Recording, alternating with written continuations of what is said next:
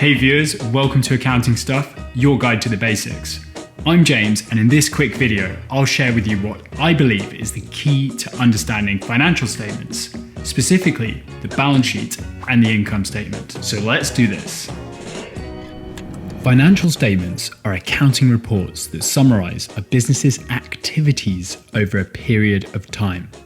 Essentially, they give the business's investors, lenders, and creditors an idea of its financial health. But how do they work exactly? It all boils down to one basic principle. The stuff that a business owns is equal to the stuff that a business owes. Seriously, that's all there is to it. A business owns assets and it owes liabilities to third parties, but it also owes equity to the people who own the business. For a company that's listed on a stock exchange, that would be the shareholders. So we have assets are equal to liabilities plus equity, or shareholders' equity, which is what we call the accounting equation. Now you might be thinking, how does this have anything to do with financial statements? And the answer to that is this equals sign. This equals sign tells us that a business's assets always have to balance with its liabilities and equity. In fact, when we pick a business and look at its accounting equation at a single point in time, then we're looking at a balance sheet. This balance sheet is for a business called Cash Me If You Can, which makes microchips and computer stuff. And what we're looking at is a snapshot of Cash Me If You Can's assets, liabilities, and equity at a single point in time. Essentially, it's a summary of what they own and what they owe on December 31st. Great, but at the start of this video, I said that I'd show you the key to understanding financial statements, and we haven't quite got there yet. Here's the balance sheet, but where's the income statement? Let's go back to the accounting equation.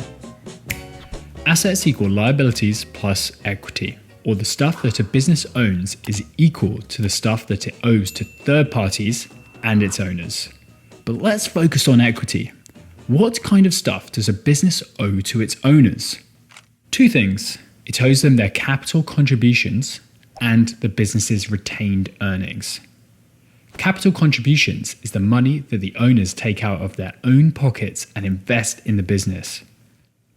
For example, if Cash Me If You Can issues some shares and you buy one, then you've made a capital contribution.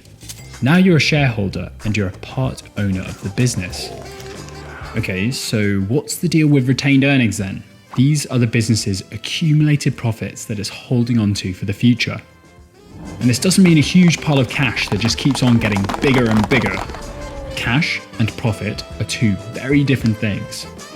Profit is the financial benefit that a business gains when its revenues are bigger than its expenses. And a business's accumulated profits held for future use is called its retained earnings. This is what's left over after we add up all of the profits that the business has generated and take away what's been withdrawn by the owners. And that looks a little something like this. Retained earnings are made up of opening retained earnings, which is last year's retained earnings carried forward into the start of this year, plus current year profits, which is the difference between revenues and expenses, minus current year withdrawals, the profit distributions to the owners or shareholders of the business, which I'm pretty sure you've heard of. We often call them dividends. I like to think of this as the expanded accounting equation, and in my opinion, it's the key to understanding financial statements. Let me show you why. If we jump back into Cash Me If You Can's balance sheet, we can see what the business owns and what it owes on December 31st. They own $1,551,000 in assets and the same amount in liabilities and equity, because these two sides of the balance sheet are in balance. Now, if we zoom into the equity section, we can see that Cash Me If You Can owes $1,342,000 to the owners of the business, its shareholders, of which $100,000 is made up of capital contributions that the owners have put into the business, and $1,242,000 in retained earnings, or profits held for future use. Now here's where things get interesting. If we expand retained earnings, we can see what they're made of. Last year's retained earnings, which came to $1,215,500, less the current year dividends, which were $10,000. This number is negative because these profits have been withdrawn by the shareholders.